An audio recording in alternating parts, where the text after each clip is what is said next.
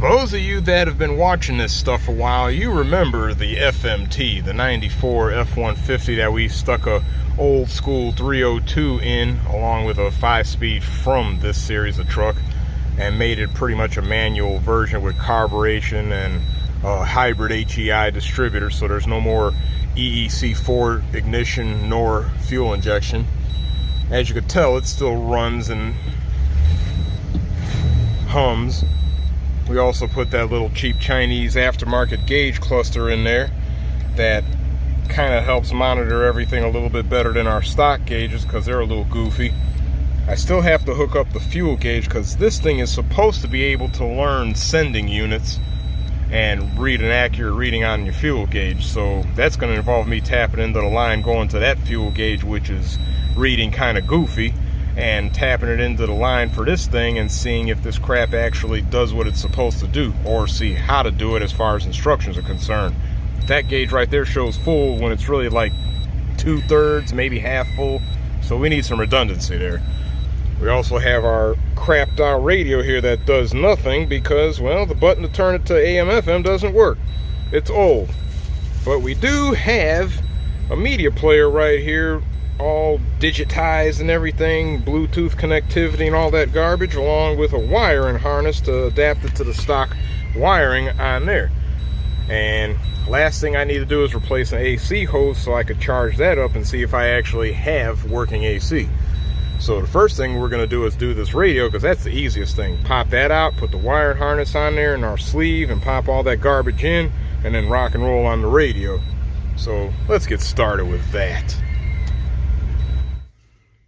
Okay, in order to get these old Ford radios out, you got to either have a tool to go into the twin holes on both sides, or like I did, just stick a pick and a couple of Allen wrench tools and a nail into the holes far enough until you feel them push against the tabs, which pull them in on both sides to allow you to pull this trash out.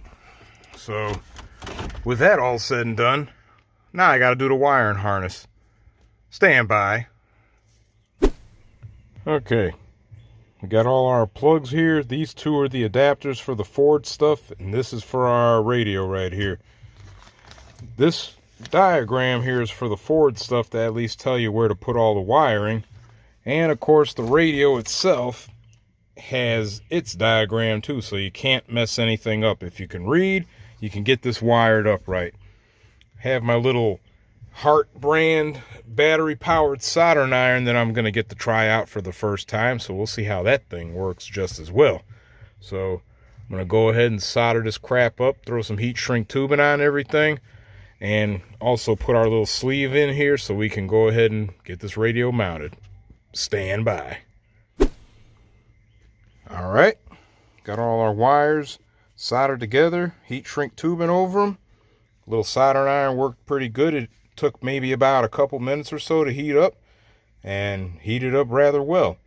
I got it in the cool down phase right now, so it'll cool down enough to be able to store again. But that's a cool little setup right there.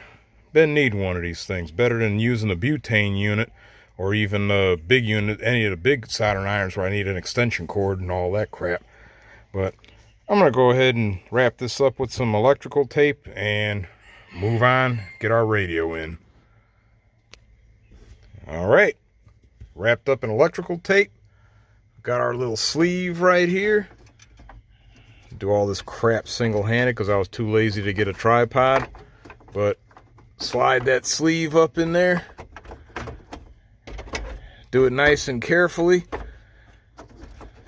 Have to bend the little tabs in there. Get a tool for that. Bend the tabs to retain that thing in there. Plug our radio up, and we're ready to rock and roll. Alright, got our radio plugged up along with the wiring harness and everything. We will be needing to put an antenna in here because, well, as you can see, that cable is screwed, and even in that state it can't go in the port back here.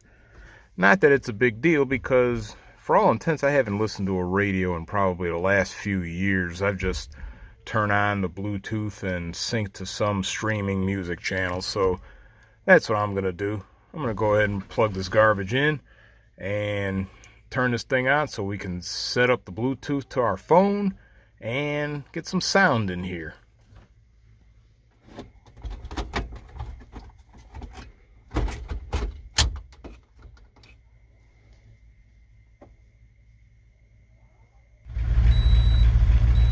Alright, got the truck running because when I turn the key on, everything including the fuel pump comes on.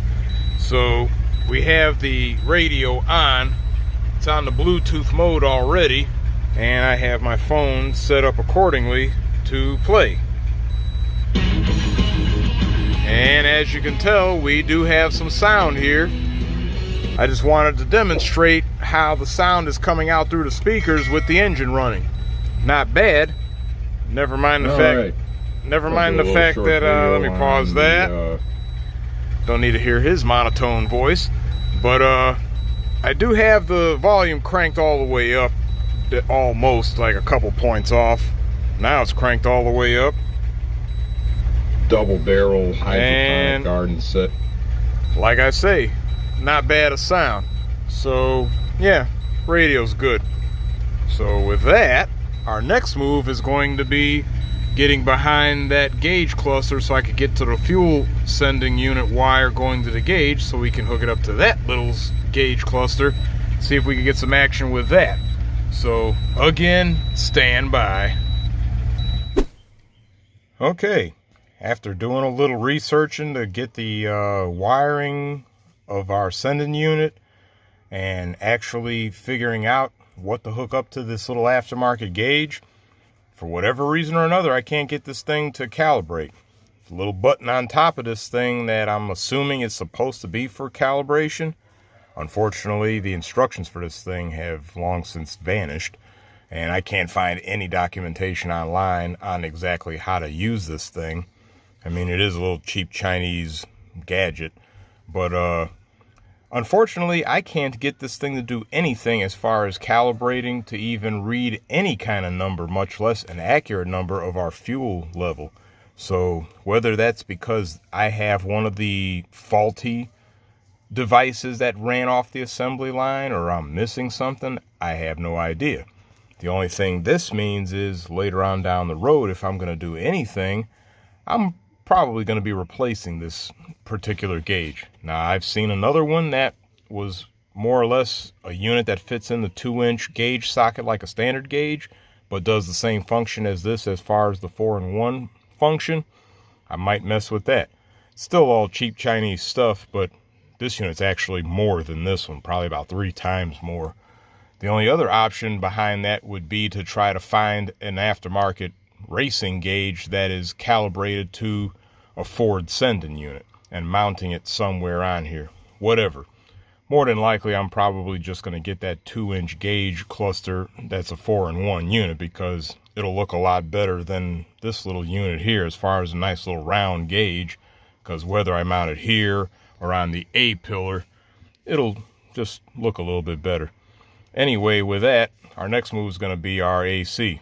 Have to put the vacuum pump and manifold on there and see if it'll hold vacuum, and if it does, see if we can actually charge that sucker up and get some AC in this truck, because that would be a big turning point for this thing. An old truck with AC in it. So let's go on and get to that next.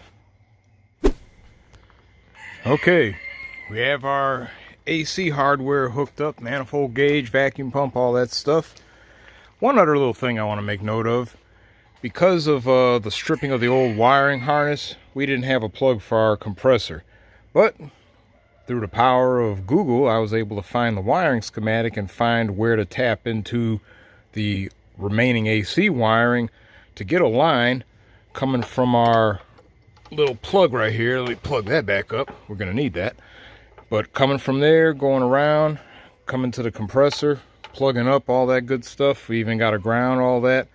I will need to hit the junkyard to get a proper plug for this so I can go ahead and make it look a little neater than just having some crimp terminals on there. Yeah, it's pretty damn bootleg right there, but hopefully it'll work. Go ahead and turn our vacuum pump on and have a quick observation of our gauges right there drawing vacuum. Everything is in the position to suck. The one thing I want to do is make note of whether this thing holds vacuum. Let's get to a good spot right there. If the glare would not be a problem. Let's see right here. Here we go. Maybe that'll work. We could actually see that we're holding vacuum right here. That is a good sign. So we're gonna let this thing run a little more. Give it some time to suck, as you normally would with an AC drawdown. And we're gonna see if we could put some refrigerant, Freon, 134, whatever the hell you want to call it. We're gonna try to see if that stuff will go in here in a little bit. So, as usual, stand by. All right, we got our engine running. Went ahead and shot some Freon in this thing. And we got some compressor action right here.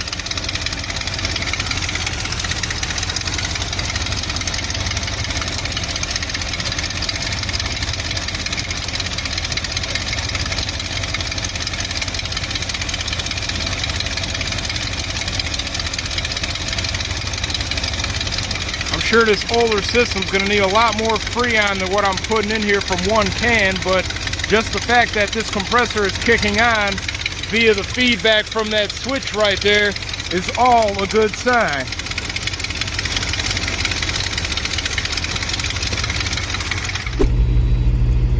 Well, as we can see here, our AC system is humming along. I got the thermometer here under the dash measuring the general area of the HVAC box and all the hardware, and we got 59 degrees. It fluctuates, however, because I'm not actually hitting on any specific area. I have to put a vacuum line on the system so I could be able to control the blend doors and everything, but this is a fair enough indicator that it is getting cold. I mean, if you were in here, you'd feel that it is getting cool in here. But yeah, see, look at it, it's dropping down some more, 58.6. But our system is humming along pretty good. I cranked up the carburetor a little bit to give it a few more RPM at idle so this thing will actually handle the extra load. But as you can see, it is indeed blowing cold because it's hot outside and the engine is running.